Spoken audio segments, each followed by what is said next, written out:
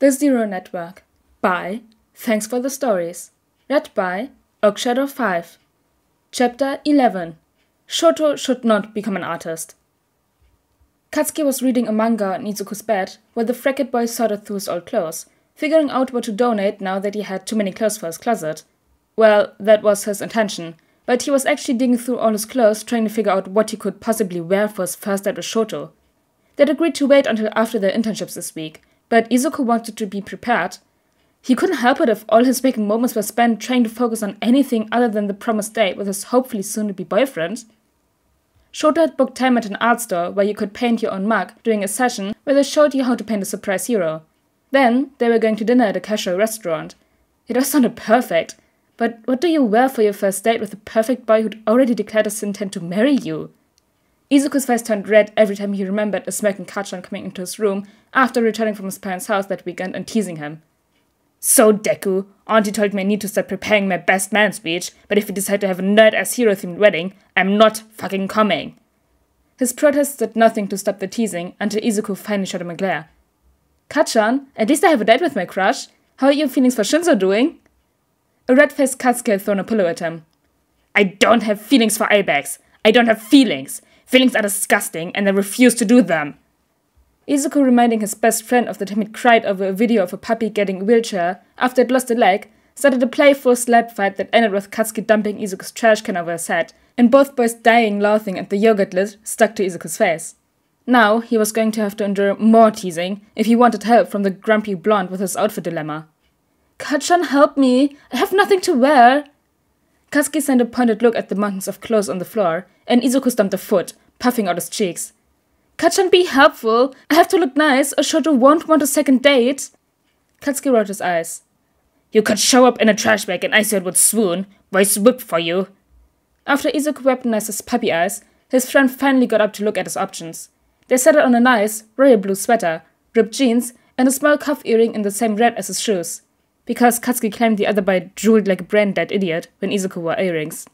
With that handled, Izuku managed to put away the clothes he would keep and pack up the donations so they could finish their homework and get some sleep before the internships the next day.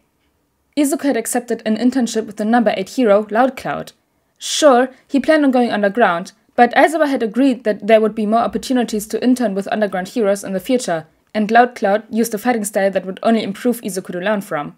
It helped that the man was a long-time friend of Izuku's 2 favorite teachers, and his internship offer came with a note that Izuku could choose to simply train together and learn how the agency and being a spotlight hero worked instead of going out on patrols with him if that's what Izuku wanted.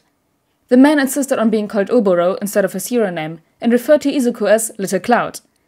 It was more fun than anything and never felt patronizing, so he never protested the nickname. Oboro was a cheerful, energetic person who seemed to be loved by everyone in his agency. Everyone greeted them happily when they walked through the building, Oboro showing Izuku every department and answering all of Izuku's questions about how everything operated. Oboro showed him new moves with his bow staff and brought in sidekicks who could teach him other skills and get him more experience fighting against a variety of quirks. The man had never even mentioned Izuku's quirklessness, but the teen could tell it was because it didn't matter to the man, not because he was trying to ignore it. He seemed to treat Izuku like any other person in his agency, and it was slowly earning him a place on the approved hero list for the Zeros. Izuku had chosen to go on patrol with the hero, hoping to see him in action with the understanding that if there were any incidents, his job would be to evacuate bystanders. The first 2 patrols were quiet, just Oboro explaining the intricacies of patrol routes and the importance of interacting with civilians. He answered every question Izuku had about his quirk, and offered to introduce him to other heroes who would be happy to discuss their quirks with him. It was the 3rd patrol that something other than a quickly handled smuggling or robbery happened. They were walking through a park when the sound of crying reached their ears. A little off the main path, there was a girl of about 14 quietly crying on a bench. They approached slowly, and Oboro asked in a soft voice if she needed any help. Her head snapped up and her eyes went wide. Loudcloud? No, I'll be fine. It's just stupid middle school drama. Nothing to bother a hero with. The way she averted her eyes and pulled nervously at her sleeves told Izuku that the best option here was to talk to the girl alone. Loudcloud, could you get her something to drink from those vending machines we passed a while back? We don't want her getting dehydrated after all. I'll stay with her until you get back. Luckily, Oboro was smart enough to immediately know what Izuku was planning and nodded before leaving him to handle this. Izuku sat at the other end of the bench, leaving enough space to ensure the girl didn't feel uncomfortable. I dealt with a lot of drama in middle school that I wouldn't have wanted to tell a hero too. If you want someone to listen that won't judge, I'm all ears, and I won't say a word to Loudcloud. Promise. The girl eyed him for a moment before she slumped forward to bury her head in her hands.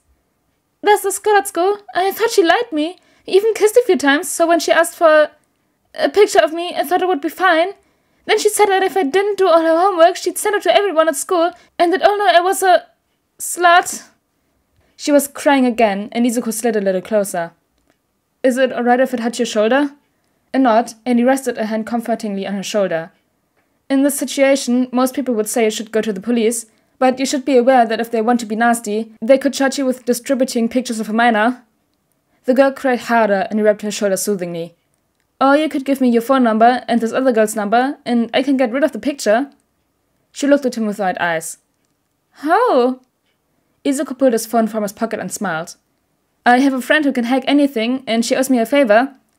As soon as he had the numbers, he dialed Phoenix. Hey, Phoenix, I'm going to give you 2 numbers, and I need you to find the picture, without looking at it. That one sent to the other. See if it was downloaded or sent to any other devices, and delete all copies of it for me, please. Yeah, it's for someone I met on patrol with Loudcloud. That's great, the numbers are... He waited for a few moments and ended the call, turning back to the girl with a smile. It's taken care of. You don't have to worry about the picture anymore. Izuku got an armful of teenage girl when she threw herself across the bench to hug him. Thank you so much. I just feel so stupid. He patted her back. Don't. You trusted her and she took advantage of that. That isn't your fault, and there's no shame in exploring these kinds of things with people you trust. And I'm sure after this you'll be more careful with who you trust. She pulled back and nodded. Yeah, I'm definitely not sending any more nudes for a very long time, if ever. They both chuckled, and Oboro chose that moment to approach from where he'd been waiting out of earshot with the girl's shoes. As they were walking away, the girl stopped them. Wait, I know your name from the sports festival, but I haven't seen a hero name anywhere. What is it? Izuku smiled brightly. I'm the quackless hero, Void. As they walked out of the park, Oboro ruffled Izuku's hair. You're going to be a great hero, Void. The rest of the internships flew by, and Izuku bought Aizawa a pack of jelly pouches to thank him for suggesting Loudcloud to him. Oboro had gotten an Eraserhead hoodie Izuku had custom-made to show his appreciation to his mentor. The hero loved it and sent Aizawa a picture of him wearing it right away. Izuku bought his teacher a second pack of jelly pouches to apologize for it. Aizawa had sighed heavily before pulling a pouch from the pack and popping it in his mouth. After sucking the entire thing down while holding eye contact with the student, he threw it in the trash and said, You really are a problem child, aren't you, Midoriya?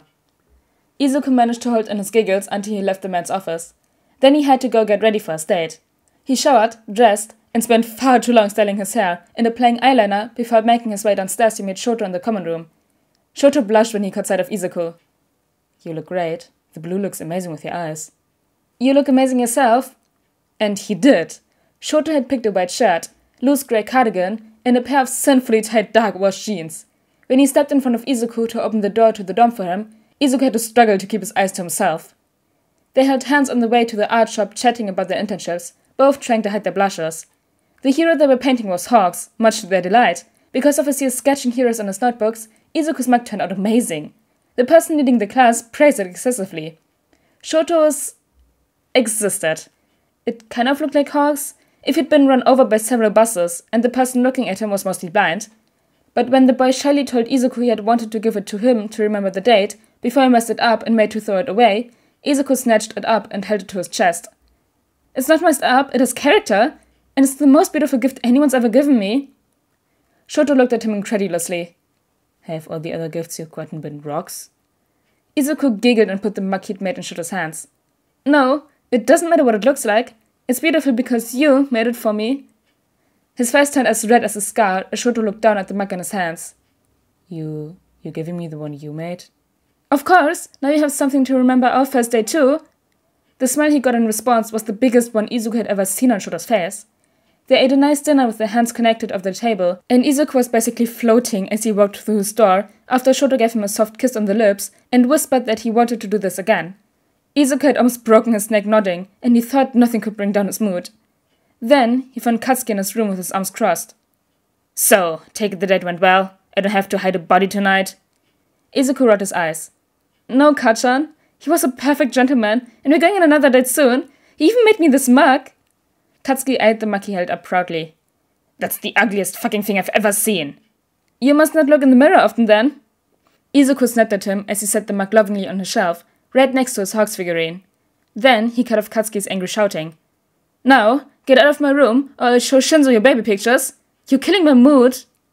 The harsh slam of his door didn't even bother him, because he was busy reading a sweet text from Shoto asking if they could have another date in 2 days. Followed by a text asking why Bakugo had just stuck his head in his room, yelled, "Learn to draw, fuckface!" and left. Laughing at his friend's antics, he sent a text back to set up the next date. You know, he thought, maybe a hero-themed wedding wouldn't be so bad. Oh my gosh, Oboro is alive in this fanfiction? Loud Cloud. Yes. And also we get to learn Izuku's hero name. It's Void. Ah, yes. It's a really good hero name. Especially for an underground hero, or soon to be.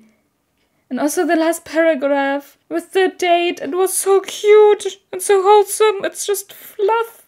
But anyways, guys, I hope you all enjoyed chapter 11 of the Zero Network. And I'll see you all next time. Bye!